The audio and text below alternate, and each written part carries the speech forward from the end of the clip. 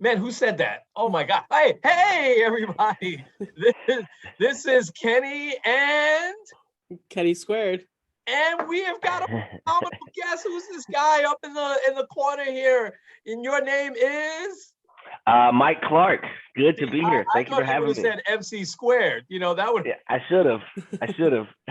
Well, welcome to the Sports on the Positive Tip podcast. Yes, we've got a phenomenal special guest from the southern area of the USA down in beautiful Charlotte, North Carolina. Mike Clark is going to give us some perspective on the Atlanta Braves, on the Dallas Cowboys, and we might even talk a little college basketball, right? And with his North Carolina Tar Heels and see. I have no idea how good they're going to be this year, so we'll get a perspective from Mike. He's shaking his head, so he's. So how you guys doing? All right? I'm good. Okay. All right. Yeah. Awesome. Hey. So Kenny, why don't we start there in Cleveland, and Mike chime right in here because we always talk about this, Mike, where there's so much sports happening on Christmas Day, the NBA, and then there was a couple of NFL games, and we typically never watch any of it. We're typically doing other stuff. This Christmas, though, in between, I happened to watch a lot of the Packers and Browns. Just had it on there, and I happened to get a new TV for Christmas. All the kids, thank you, Kenny, if you contributed to that. Or the kids got me a brand new TV for out here. So yeah, that was the first thing I kind of watched there. But what a heartbreaker for the Browns. So Kenny, give us a perspective there in Cleveland. What's are they thinking the playoffs are done? Or because they're still mathematically in, but what's the perspective down there in Cleveland? Yeah, basically everyone thinks that the Browns are done. I did see an article that they could feasibly still win the division, which is kind of surprising. But they would need, which I guess this isn't outrageous, they would need the Bengals to lose to the Chiefs this week. And then something else needs to happen too. But it's not out of the realm of possibility, but also they really haven't shown much where they could actually do it. It's like the third or fourth time Baker Mayfield's had like a bad interception late in the game. And I think people are really starting to sour on him a little bit. Yeah. It's really hard because I think a lot of people really like him. Like they like his toughness. They like that he's just like, he doesn't sugarcoat it with the media, but like at some point you still got to win football games. And this Browns team is constructed where they could win a Super Bowl. But if the quarterback's going to be the one that holds you back, then maybe it's time to start looking other places. Like I've seen a lot of people, especially after, like, the Packers are a really good team, but 4 interceptions isn't going to cut it. And afterwards, I saw a lot of people kind of saying, like, yeah, maybe it's time to get a new quarterback. And the thing is, like, there's not really a good quarterback in the draft this year. Yeah. Not like the last few years, there's always been like those 2 or 3 guys like, oh yeah, you got to get this guy. There really doesn't seem to be that guy this year. Maybe you can try to convince Russell Wilson that Cleveland's the spot as opposed to like New York or LA, but that's going to be hard.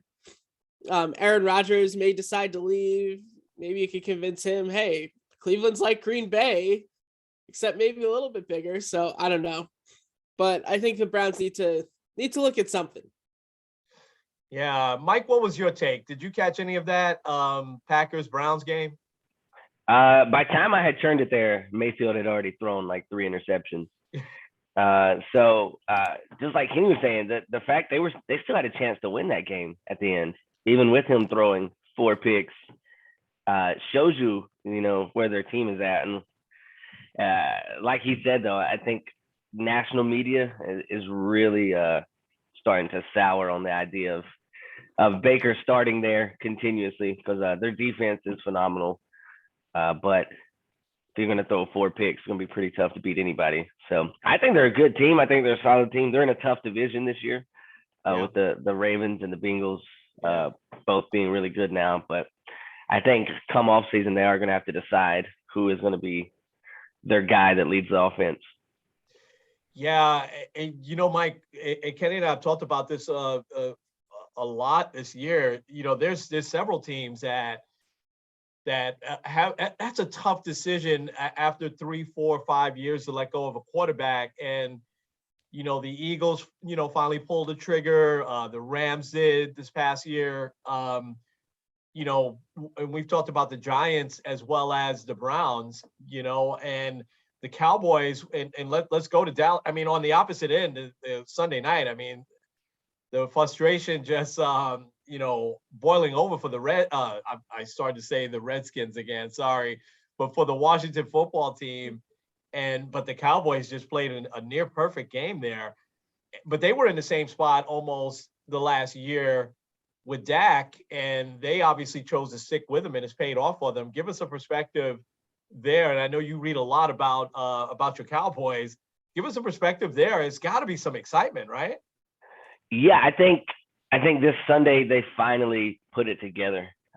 Dak had been sort of struggling the last couple of weeks. Honestly, me and my friend were talking about it. I thought he was hurt. He wasn't running. He wasn't moving in the pocket. Right. If the pocket collapsed, he was just conceding it. And this week, all of a sudden, he started moving, started running a little bit, started moving when he threw. It's exciting times. That defense Cowboys have is one of the best defenses I've ever seen them have. Yeah. We got to keep Dan Quinn at all costs, like whatever, because I've already seen people want to interview him for head coaching jobs. Jerry Jones has got to give that man whatever he wants to stay there. Because I don't know if you remember, because I remember very well, the Cowboys defense last year was historically bad. Yeah. So for them to go from historically bad to this year, their defense has just been phenomenal. And now that if their defense plays the way they have and Dak puts it together, I mean, they're going to be a tough out come January. Yeah, it's so interesting. And Kenny, I tell you, it's been surprising to me that not more people are talking about the Cowboys, especially since they're still kind of America's team. There's Cowboy fans here in New York, Mike, that. When the Cowboys play the Giants, forget it, like 3/4 of the stadium, they go out and buy the tickets from Giant fans. Kenny knows that. He hates that. So someone asked me this past week who I think the NFL MVP is, and it might be Aaron Rodgers again, might be Tom Brady. But I'm telling you, the vote I would give is your guy that has all those interceptions. He's just been unbelievable. Yeah, Trayvon Diggs has just been, man, and it's only his second year. So between him and Micah Parsons, because Micah Parsons is going to win Defensive Rookie of the Year. Yeah. And he's probably going to get votes for Defensive Player of the Year as well. But between those two, and I think another big thing that they don't talk about a lot is getting rid of Jalen Smith. I think Jalen Smith was hurting their defense a lot. And once they got him out of the way, they have a lot of unsung heroes on their team this year. But once they sort of moved him out of the way and didn't have to worry about that anymore, that defense was just played at a different level pretty much the whole season. Yeah. I mean, so Kenny knows this. So 3 years ago, I was very, very upset that my New York Jets hired Adam Gase instead of Mike McCarthy. I thought Mike McCarthy, just like Buck Showalter, was a no-brainer, and get the best possible coach at that time. And how much do you think McCarthy has to do with the Cowboys' success this year? I think the fact that he went and got the staff he got is the biggest part of it. Just between keeping Kellen Moore, who probably won't be there much longer. Someone's going to take him and his offensive mind, but getting him and getting someone like Dan Quinn, who's taken teams to the Super Bowl, to come in and run the defense. And then we have a offensive lineman coach. I can't think of his name. He's a French guy, but he's come in and he's been phenomenal. Just everywhere you look on the team, there's experience in those coaching levels. So I think you got to give McCarthy a lot of credit, but not necessarily for what he's doing, but more so the people that he brought in to help him out while he's doing it. Well, I think that's important, right, Kenny? We see that all the time where you bring in a credible coach who he'll attract other credible people to work around him. Thus Adam Gase didn't attract anybody. incredible to work around him, and so interesting with the Cowboys. Kenny, let's jump back over to you. I hate to say the Giants. I mean, the Jets got to win. It was Jacksonville, but so I'll take the win, even though they almost lost it there at the end. And a lot of fans were upset, by the way, because you should lose the game on purpose. And I always hate that. Just win. I don't care about the draft pick or whatever. But the Giants, I mean, was it just Philly was that good, or were the Giants that bad? I'm surprised. And that quarterback was great at Georgia. He's one of those guys that you thought in the NFL his skills would translate, but man, they had to even pull him in the third quarter. He was so bad. And they just looked unprepared to me. I don't know what your take was. And I know COVID has hit every team, so I don't think that's an excuse, no. But they really looked unprepared. What was your take on the Giants just getting owned by Philly this past week? Well, I think just in general, the Giants have looked like offensively inept. And it's funny because Joe Judge was blaming it all on Jason Garrett. And since he's left, I feel like they've been worse. I thought Jason Garrett was a pretty good offensive coordinator, right. But it seems like, and obviously the guy that replaces him, Freddie Kitchens, looked absolutely horrible. Like, I mean, he had a chance as a head coach, and that obviously didn't work out in Cleveland. So, yeah, I think the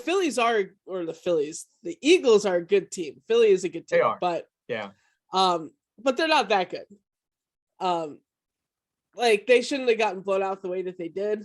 Obviously, they only scored 3 points in the first half. So I don't know. I think at this point, it's just, I feel like Joe Judge is starting to work himself out of a job. A couple weeks ago, I was like, oh yeah, he's definitely gonna stay. Maybe he'll bring back Daniel Jones or whatever. But it seems like, especially the last few weeks, because like even just a comment of saying like, oh yeah, I think we made a lot of really good plays. Like, you scored less than 10 points again. Yeah. Where were the good plays? Like, you couldn't even score a touchdown. And the players so were upset. I don't know. Some of the veterans said that some of the other players didn't show up, and I think you're right. That gets coaches fired this time of year, right, Mike? If they see that the owner or the GM sees the team quit this time of year, because this is where you got to really, because these games for the Giants or the Jets, they're not going to mean anything, for the most part, right? And so, you've got to continue to rise up, but this can get a coach fired this time of year, right? Yeah, I mean, I think we're seeing it in my neck of the woods with the Panthers right now, with Matt Rule. Everyone was super excited about that hire around here, and now I don't know if you've been seeing anything the Panthers have done, but like the last 6 weeks, the Panthers, it doesn't even look like they've practiced. It looks like they're just showing up on Sundays and they're like, wow, here we go. Let's see what happens. Because my sister works for the Panthers. So I have to hear it every time I talk to her about how bad how much she doesn't like it. But they were actually chanting they wanted to fire him this week. Wow. The fans were chanting, fire Matt Rule. So yeah, it's getting to that point in the season where fans are just, if it's not happening, nothing's changing. To see an offense come out and have 200 yards a game. That's a really good comparison, because Carolina hasn't been good for a while. They've they've got McCaffrey, and they brought back Cam, but yet that hasn't translated into really anything for them in a while. So you can see the frustration. But after 1 year, they're looking to, wow, that. He's definitely everyone around here because I'm obviously surrounded by Panthers fans, and right. They're all like, fire him, fire the offensive coordinator, send them all back to college, and let's start over. Wow. Yeah. Wow. That's really interesting. Oh my gosh. Hey, so Kenny, I think we should do this. We'll wrap up the NFL here. Since we brought Mike on as a guest, let's give him a little space here to talk about his Braves. And listen, I used to hate the Braves back in the 90s and the early thousands with Chipper. I mean, the Mets would never win there. Nice. That was the house of horrors. Turner Field was a house of horrors for the Mets, and Mike, Kenny and I have talked about, he's heard me talk about 1999, the championship series ad nauseum. And I just felt like, man, oh man, if without Kenny Rogers, right? If we had won game 6, there was no doubt in my mind we were going to win game 7, but listen, the Braves were a great dynasty then, and it had been a while for them. And, and Kenny and I have also talked about the Braves are one of those teams now that it's hard not to like. They've just got some great young talent. It all came together this year. So 2 questions I have for you. Give us a recap on how you felt. But also, are you a little worried that Kenny's Yankees might scoop up Freddie Freeman?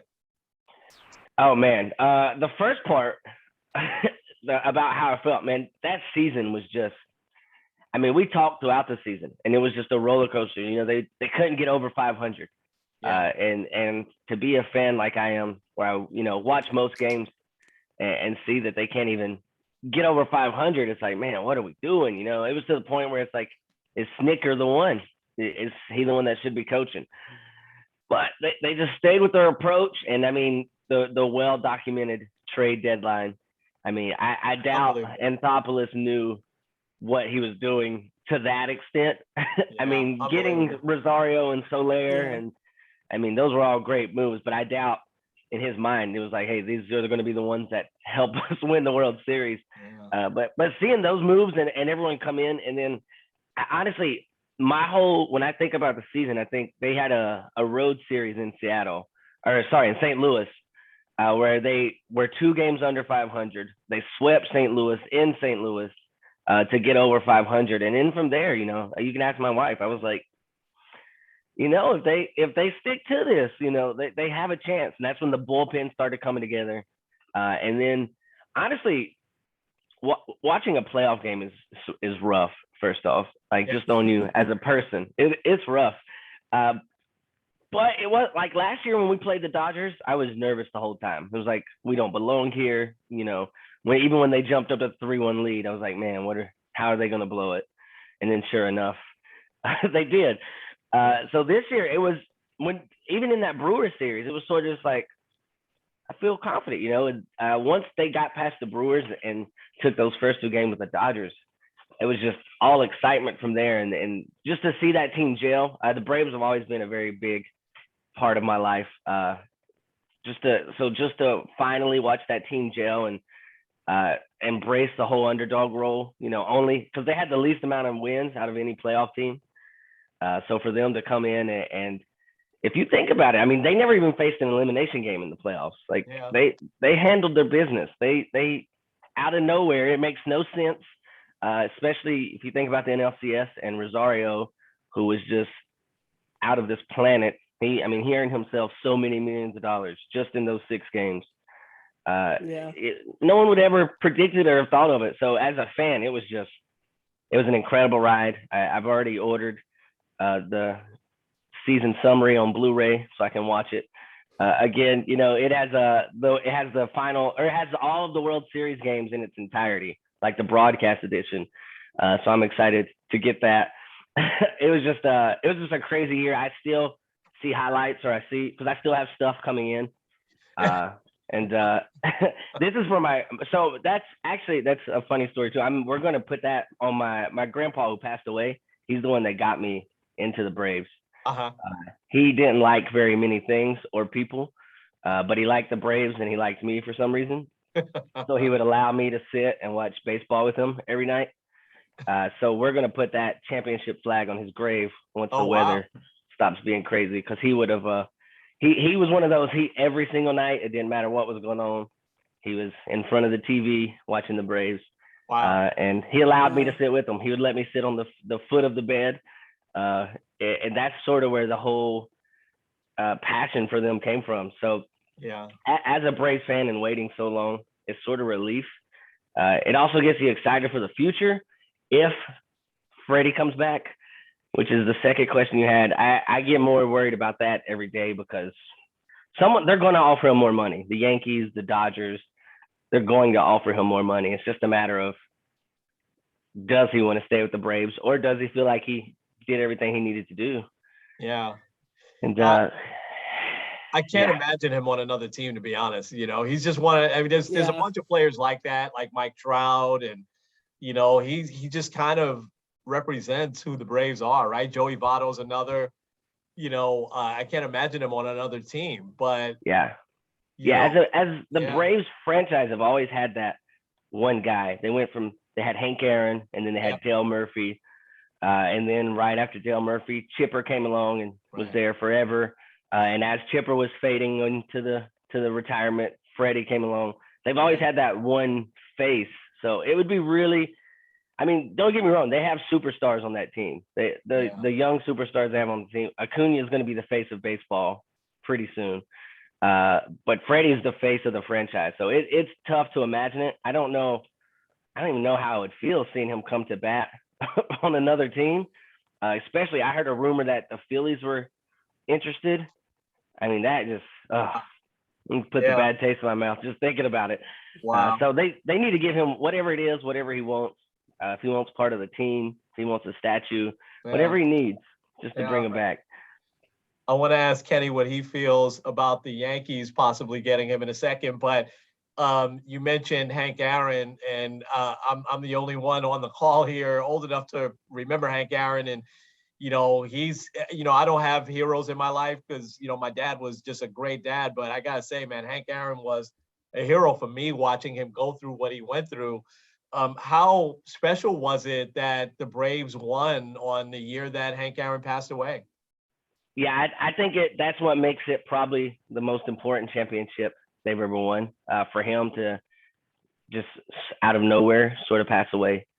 I mean, it hurt the whole franchise. And within a week's time, I don't know if you remember, within a week's time, they lost Phil Niekro and Hank Aaron, which Yeah, are just two Braves legends. And like the community was hurt. Like the Braves fans were legitimately hurt by that. And Hank oh Aaron yeah, is just I yeah, mean, that's just such a huge loss. I mean, we're talking one of the best people to ever play the game, not to yeah, mention one of the best players. yeah, So for them to do it, and then all the coincidences of the 44s, I know you've seen it, yeah, where they were 44 and 44, and there was 44 runs scored in the World Series, all this crazy stuff. It's one of those storybook things that are almost too good to be true. yeah, yeah. Oh man, it gives me goosebumps. We were Kenny and I were we talked a lot on our podcast about when they took the All-Star game out of Atlanta.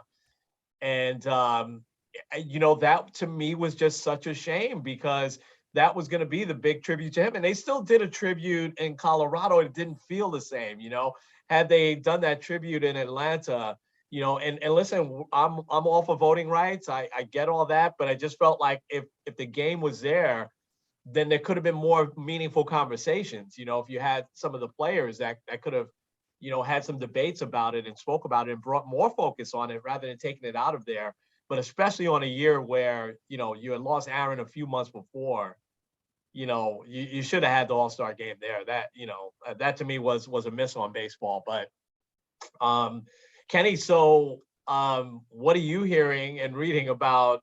And I know baseball is terrible that it's come to this screeching halt here with this lockout. But last thing I saw was that the Yankees are really all in on Freddie Freeman. What are you hearing? Yeah, I've kind of heard that they're in, but they're worried that he's not going anywhere too. Yeah, Um, I don't know. To me, obviously, I'll take Freddie Freeman any day of the week. He's one of the best first basemen in baseball, best defensively. Left-handed bat at Yankee Stadium always bodes really well. yeah, But also for me, it would be weird to see him in another jersey. yeah, Like you said, there's a few guys where it's like even I look at the Yankees, if Aaron Judge were to leave, because he is a free agent after yeah, next year, it would just be weird. yeah, yeah, But I don't know. I also I think my worry is that they would sign him for a really long-term deal. And he is a little bit on the older side. So like signing a 10-year deal for Freddie Freeman means he's going to be in his 40s. yeah. And No, I Yankees wouldn't already do have a that. lot of guys that'll be like old players. Like Stanton's going to be an old player at the end of his contract. Garrett Cole, DJ Yeah, LeMahieu is also going to be pretty old. So I don't know. I mean, I would take him in a heartbeat, but I don't know if they're. I don't know how willing he'll be to move to New York after being in Atlanta for that long. Yeah. They're gonna have to blow him away. I'll make a real quick comparison, and then we'll get to a few other things. I really want to get to the wrap up 2021 here.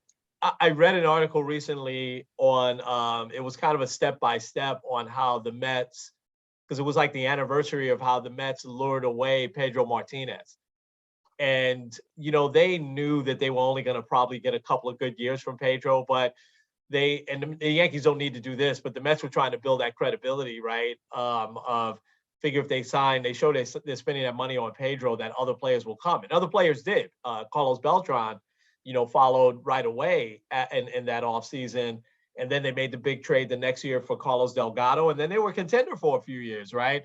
But Pedro did not want to leave Boston in the worst way. He was just through and through. And finally, the Mets just blew it away with an extra year, and they blew the money away. And the Red Sox were like, we just can't match that. And Pedro was devastated that the Red Sox didn't match it, but he looked forward to coming to the Mets. That's the only possible way I could see, Freeman not, I think Mike, what he said about ownership or saying, hey, finish your career here. Maybe you could be our broadcaster. We'll save a spot for you. TBS is still in, you could still pick up Braves games all over the place. There has to be something there that's going to want to lure, because the Braves aren't going to be able to match the Dodgers or Yankees with money. And, the Dodgers might go the extra years. I don't think the Yankees will, because of Mike Stanton and, A-Rod and all these other contracts that were terrible for them. But I think it's got to be some sort of promise of his after career, which, what does he have? Maybe another 7 or 8 good years, probably another 4 or 5 really good years. So I don't know. We'll see. That'll be weird to see him in another uniform though. So last thing I'll say is that the Braves won that championship without Acuna, without arguably one of the best top 5 players in the game. So I'm scared, but my Mets tooled up. So we'll see. We'll maybe have another discussion on that, soon. All right. Hey, are you guys ready? Let's get to 2021. Before we do that, though, Kenny, why don't we ask Michael? Because Kenny and I we love watching the NCAA tournament. That used to be a great ritual for us, together. So he clearly remembers some of these really good North Carolina teams. So Roy Williams not there anymore. Hubert Davis, right, is the new coach. Yeah. Hubert Davis, I like. He was a really good player for my team, for the Knicks, for a long time. And I remember him clearly in college. He was a very good college player too. What's how are they doing so far? And what do you think they're going to do this year? First off, Hubert Davis was the perfect hire. Yeah. He was the perfect hire for someone to come in behind Roy. As far as the team, it depends on what day it is. I've seen them get blown out by 35. I've seen them. Wow. They played Iowa, who, in my opinion, Iowa might be the best team in the country this year. Wow. And the Tar Heels played them down to the wire and ended up losing. The Tar Heels are still pretty young, but I think Hubert Davis is trying to figure out what their identity is going to be, because he doesn't want it to just be Roy Williams basketball. He wants it to be Carolina basketball with his touch on it. So they have a ton of talent there. They got to figure some things out though because conference play starts Sunday. They start conference play, and they are. It's so last year they were in the bottom 5% of 3-point shooting in the entire country, and this year they're 4th in the country in 3-point shooting. Oh wow! But they're like 195th in offensive rebounds, which when Roy was there, they led the country in offensive rebounds year in and year out, because it's just something he preached, get the boards. So if they can somehow find a medium there, since they finally have outside shooting for the first time in years, it seems, they might have some success. I honestly not expected too much this year. I think Hubert's just got to work his way in. Yeah. He'll start getting his own players in. He's already landed quite a few really good recruits coming in the next couple of years. But he is right now. He's coaching Roy's kids, the people that Roy chose. So Yeah. I think there's going to be an adjustment period, but I mean, they're 9-3. It's just those 3 losses they had were very bad losses. Well, 2 of them were just blowout city, like they weren't even in the game. And with this young team and with a young coach, when they get down, you can tell when they're down. Yeah. Because they just body language goes bad, and it goes from being down 12 to being down 25 pretty quick. Yeah. So I think they got a lot to accomplish this year at the ACC. Tough as always. Coach K and all of his number 1 draft picks on that team over at Duke.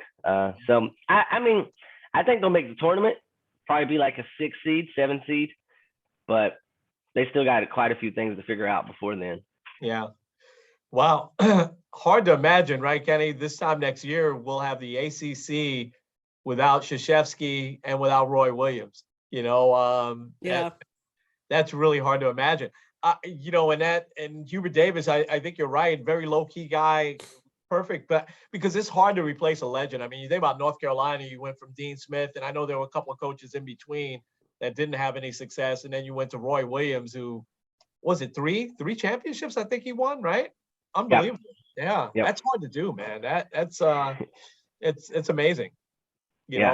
Excellent coach. All right, so we'll keep an eye. We'll talk some more college basketball. Maybe we have to get Mike back on when the tournament starts, which is not that far away, believe it or not. All right, let's get to. I'm so excited about this. So let's go around the horn with one each, and give you plenty of time and space to talk about your top 5 moments. Top 5 moments of 2021. I'll start because I'll go to me, Mike, and then Kenny, you, because I love when you close the podcast out. So I'll start. My number 5. I struggled with this. So is it okay if I have a tie for number 5? I'll say them both real quick. My number 5 was Jacob deGrom's first half. So it's not one moment there, but just his whole first half, it was just unbelievable. And I've lived through, Ron Guidry, Dwight Gooden, some of these just historic years. DeGrom was better than any of those guys that I had seen in that first half. It's just a shame that he got hurt.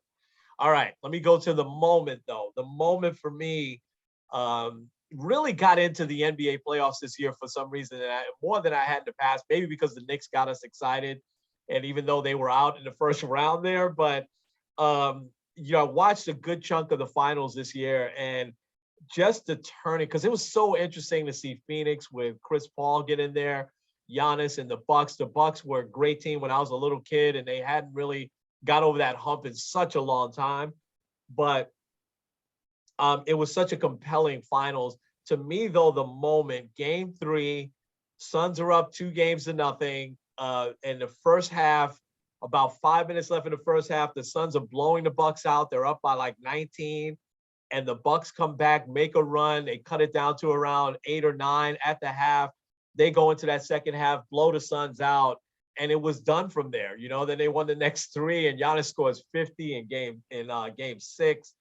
Just a very, very compelling final. So that's my real number 5, game 3, Bucks Suns. Mike, you're up. Number 5. Yeah, so my number 5 is I just wrote one word, Shohei. Just Shohei Otani. What he did this year, I don't know if we'll ever see again. It's just insane to think about. First off, that dude can hit. He's a legitimate hitter and pitcher. And even though he's on the West Coast, I tried to keep up, and watch his highlights and read about him. And it's just absurd to think about what he was doing. When you think about, because when in the National League, when the pitchers come to bat, you might as well just have a mop bucket stand up there. So when he comes to bat, he's batting second and starting pitching. It's insane to see. So literally just his whole season, to me, was just one of the top moments for sure. Wow. Okay. Awesome. Okay, Ken. Well, Mike actually had one of mine there. My number 5 also is Shohei Otani, because just the amazing season that he had. I want to highlight his All-Star game. The guy participated in the home run derby, and that is the starting pitcher of the All-Star game and also leading off the All-Star game. Just like one of those crazy seasons that we'll look back on and be like, wow. Because even if he has like an amazing season next year, just like winning the MVP with as many innings as he threw and as many at-bats as he had, like that's something we haven't seen like at all. So he just had an amazing season. Amazing. Wow. Yeah. And I was a little bit, I wasn't all in on him for being MVP until kind of the 11th hour. I thought Guerrero just, but when you combine the pitching and everything, I totally agree. Unbelievable. All right. Number 4 for me. I'm going back to the NBA. Game 7, Nets, Bucks, Eastern Conference Finals. That series was just unbelievable. The whole series. But Kevin Durant, who to me doesn't get the credit that he should, he's one of the all-time greats. And the way he stepped up, clutching that in that series and ending that Game 7, I mean, his toe is on the line. It's a 2-pointer instead of a 3-pointer. The Bucks win, just a hard-fought, old-school type NBA 7-game war. They win it by only 1 point in overtime. It was just an unbelievable moment. And even the fans in Brooklyn giving Giannis and the Bucks, the applause that they did at the end. They were applauding really for both teams, just leaving it out on the floor. That was just one of the all-time best series in the NBA, but particular Game 7 with so much on the line, just so many clutch shots. But, Durant just a toe, just if I was a Brooklyn Nets fan, I would have never gotten over that, but I thought that was just a phenomenal moment in this past year. So that's my number 4. Go ahead, Mike. Yeah, just to echo off that, I totally agree about KD. I think people somehow to be underrated as one of the best players of all time, but I still think they underrate just how good that dude is. Like it's crazy. Yeah. My number 4 is a little bit different. It is a moment including sports, but it's something that really stuck out to me, and that was the lawsuit for the name and likeness for college players to finally be decided. That's a good one, yeah. Because for me, what that means is NCAA football will finally make its return to video games. And I used to play that all the time. My buddy still plays NCAA 14 all the time, like it's a new game. So for them, one, the college players finally being able to make money, which I've always thought it was insane how much money these universities make. And then they're like, all right, college kids, you got to go to the cafeteria now and eat. Yeah. Like it was always crazy to me. So the fact that they can get paid, but now also they can sell their own name and likeness, which is going to lead to more opportunities and more entertainment. I think that's a huge moment in sports for me. No doubt. Wow, that's a good one. Really good one. Awesome. Okay, Ken. All right. Well, my number 4 is kind of a little bit of an obscure one, but I want to focus on the Detroit Lions and their first win of the year. Oh, wow. Because they had a lot of very close calls, the 67-yard field goal. There's a couple other ones they lost in the last second, and they have a new coach, and they were super excited for him winning. Like they were like jumping up and down like they just won the Super Bowl, which like good for Detroit. Yeah. But one of the other things that kind of sticks out to me about this is after the game, they dedicated the game ball to Oxford, Michigan, where that school shooting had happened just that prior week. So like not only were they like really excited about winning, but they're like, we didn't win for us, we won for these guys. Also, it took them almost 365 days to win. So it's always nice when a team hasn't won in a while can finally secure that win. And also now they're not the number 1 overall draft pick or projected. Now that's moved to Jacksonville. So yeah. Wow. That's a good one. The Lions. Yeah. I root for that coach. He was crying in the press conference, and a lot of people made fun of him, but I'm like, we get on our athletes or coaches when we think they don't care, but so we can't have it both ways. Here's a guy that cared so much, he's like, my team is playing so hard, that's a good one. I struggle with my top three, right? So I could have went either way on any one of these three moments, but I went with how I felt at that moment. So obviously, number one, that was the difference. So number three for me was Tampa Bay winning the Super Bowl. I mean, you can't draw it up any better, right? I mean, they play in Tampa. Tom Brady. I'm sorry, my New England fans. You know, because both Kenny and I have a lot of ties up north for me. And they, they love. I had to be rooting for Brady. Since New England wasn't in it. But Tampa was your pick, Kenny, beginning of the season last year, and what Brady did is just there's no words for it, and they might do it again this year. Who would count them out? You can't just count this guy out. It's unbelievable. It's historic. I mean, people will talk about that for years on end, but I would say that that's my number three. I don't remember it being such a great game. I just remember, so it's not one of the best Super Bowls of all time, but just the achievement to me was just spectacular. That's my number three. Yeah. You might see Tom Brady on my list later, but my number three was back to the NBA Finals, Game 6. My man Giannis. First off, the fact that he stayed with Milwaukee, I admire. But if you remember Game 6, he dropped 50 and 14 rebounds and 5 blocks, and unbelievable to clinch the title. I mean, it's just and if I remember correctly, he shot it was 19 for 25 or something just absurd like that. So for him, I think if that series goes to Game 7, I'm probably putting my money on Phoenix. Yeah. But he seemed to want to make sure that wasn't going to happen. So he put one of those just all-time performances out there. I mean, to drop a 50 piece in an NBA title clincher, that's legendary type stuff. So that was my number three. Wow. That's a good one. That's an amazing, amazing performance, especially in a clinching game. Wow. Yeah, I'll just add there. I also loved how humble he was throughout the whole thing. Yeah. Where they had asked him about that iconic Game 3 block. And he's like, nah, I don't really watch it because if I'm looking back, that's just my ego talking. So I gotta just keep moving forward. Yeah. So my number three, well, this is also kind of a side note too.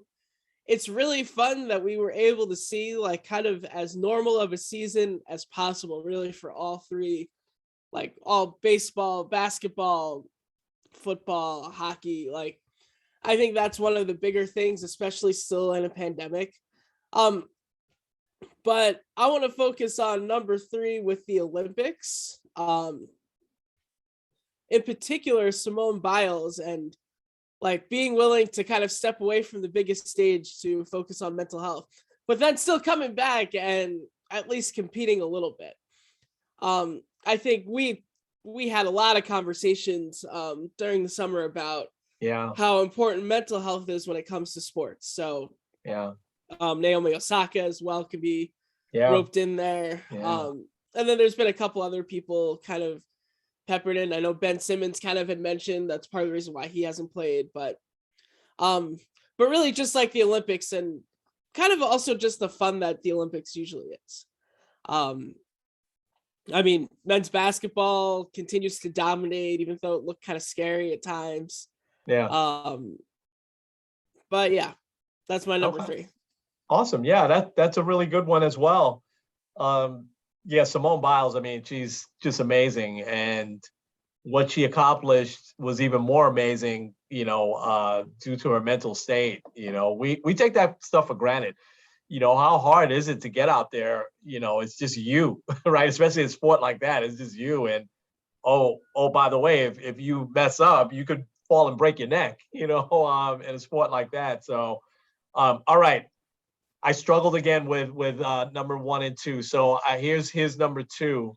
You talked about normal. It was great that the NCAA tournament went on. That's still, probably my favorite 2.5 weeks of sports. It's just great. And it was all in Indianapolis, obviously, this year. but the best teams kind of still rose up. I think I picked Baylor right before the tournament started. I just thought that they were a great team. But here's the Final Four, and just an all-time game, probably one of the best, if not the best, all-time Final Four game. Gonzaga, UCLA. Jalen Suggs hits that shot in overtime to put them into the championship game. And I knew Gonzaga was going to lose that championship game because they left it all on the court in that Final Four game with UCLA. UCLA, what a great job they did. But that shot was just unbelievable. That game just went back and forth through the whole game. It wasn't like somebody made a big comeback. It was just right from the beginning. It was just you felt like that was going to be a classic, and it was. Two excellent teams. Obviously Gonzaga was undefeated, so they were, that was the other piece of it. They were going for that historic, record to be undefeated, which is really hard to chase. I think now it's still Indiana, right? 1976. So that's a long time that a team has gone, being undefeated. That's hard to do. So, the next game was anticlimactic. Baylor just, which I thought they would, even as good as Gonzaga was. Baylor was just more athletic, I thought. But just that national semifinal was just unbelievable. That's my number 2. Yeah, Baylor smoked them. Yeah, they did. My number 2, Tom Brady, man. Like, just thinking back of this year, that was one of the first things that popped in my head was him getting another Super Bowl. You just can't bet against the guy. A lot of people don't like him, but I mean, he wins. He wins games. Yeah. And what was this? His 7th ring, right? Yeah. Yeah. 7 now, which it still sounds weird to say that because no other franchise has that many rings, and he does. So to see him, especially, I think a bigger piece is who he went up against. The juggernaut Chiefs and Mahomes, who everyone already wants to go ahead and give the gold jacket to, and then Tom Brady sort of just comes in and pump your brakes. Yeah, he's still here. Yeah. So for him to get number 7, and like you said, I mean, who's going to bet against him this year? I mean, I think I'm at the point where if he's playing, I just assume he's going to win the playoff game. Yeah. So that was definitely a big one, watching him at age, 43 now, whatever age he's at, win yet another one. It's just crazy. Unbelievable. Yeah, I'm with it. Yeah. I almost had Tom Brady on mine, but I figured at least someone would have it. My number 2 is actually, I'm just gonna say in general, the Knicks season. Being able to actually sit down and watch the Knicks and actually feel good about it has felt really good. It's kind of been up and down this year, but or this season, but watching them make the playoffs, be a 4 seed. I know it didn't go that well, but seeing Julius Randle kind of emerge as the comeback player of the year, or I guess most improved player, Derrick Rose, and kind of seeing his role, obviously Thibodeau being kind of the master behind that. And then also a lot of these young players and actually being excited about the Knicks for the first time in, 7 years. Yeah. Whenever they had that 52 win season. So that to me, being able to actually watch the Knicks has been great. Because a lot of years, especially here in Cleveland, it's hard to figure out how to watch it. And when you see they can get blown out by 35 every night by bad teams, you're like, not worth it anyway. So that's my number 2. Wow. Yeah. I won a championship here, man. And this is how young I was. I had to beg my mom to stay up because back then the finals, if it was in Los Angeles, it was still starting at 10 o'clock. I had to beg my mom to stay up to watch Game 5 on a Sunday night to watch the Knicks win the championship in '73. So, it's been a long time. It was exciting. It was really exciting. So hopefully they'll follow that up this year and right the ship here. All right. The number 1 for me, it was just the way I felt, because the game didn't mean all that much, but I'm going with my number 1 as the Field of Dream games, the Yankees and White Sox. I mean, it was just an unbelievable night. Field of Dreams is my all-time favorite movie. and just to have, a real game in that same cornfield. Baseball, I get so frustrated that baseball does a lot of things wrong, but that was one night they just got it right. It was just a perfect night. And I'm sorry the Yankees lost that night with Tim Anderson with the walk-off home run, but it couldn't have ended any other way. I mean, it was just to me a perfect night. Right there, still, I think it was in August, right? So it's still right there in the summer. Baseball is the summer game. That to me was the number one moment for me. I know this is going to be a mystery what my number one moment was. It was obviously really. Come on. The Braves run to the championship, number one for me. When I think about it, because obviously every postseason run has those milestone historic moments. I think of two moments specifically, Game 6 in the NLCS against the Dodgers. If you remember, 7th inning, Luke Jackson comes in. Who knows what happens? Luke Jackson he decides to be Luke Jackson for a minute. Yeah. Second and third, no outs. The Braves are only up 2, and it's second and third, no outs. And then they bring in Tyler Matzik, and on 12 pitches, he strikes out the side, which was one of the more nervous, but one of the more just amazing moments that I've ever seen. Especially we went through Pujols and Betts, and especially that Mookie Betts at bat, 3 fastballs. He said, "Hey, like, this is it if you want it," So that moment, and then obviously the biggest moment in that run for me is Game 6 of the World Series when Jorge Soler hit that ball into orbit. That I think every Braves fan in the entire country sort of breathed a little bit easier after that, because it was like, okay, we're okay now, because they lost Game 5 at home after being up 4-0, so everyone was on the edge, and then as soon as he hit that ball, it all went away, and I was like, man, we're actually gonna close this thing out tonight. And rumor is that ball still hasn't landed. Yeah. So for that reason, that is why that is my definite number one moment of the year. Awesome. We're shocked. I mean, that's your number one moment. I'll say this real quick because you mentioned Tyler Matzik. That's one of the funniest moments of the year, the parade, where he almost got arrested. Yeah, man, they almost arrested my guy. And he's trying to tell. It's almost like the cop would say, "Yeah, tell it to the judge. Let's go. Let's move on, buddy." And they had the other cop that always say, "No, he's one of the players." No, it was a great run. I'm glad you brought up those moments because I forgot about a few of those. But the Soler home run, oh my gosh, that was just unbelievable. Unbelievable. He knew exactly what was coming. What pitch was coming. It was unbelievable. Yep. All right, Kenny, you're number one, and then you're gonna take us home. All righty. Yeah, well, and also the Braves, I think the run also, like, when I look at it, I'm glad it was the Braves and not the Red Sox or the Astros or the Dodgers. I'm like, yes. My number one, you stole mine actually, and that's the Field of Dreams game. Yeah. I think just the setting of it was amazing, but then also the game itself. It's really funny to look at, like, Andrew Heaney started that game for the Yankees. Yeah.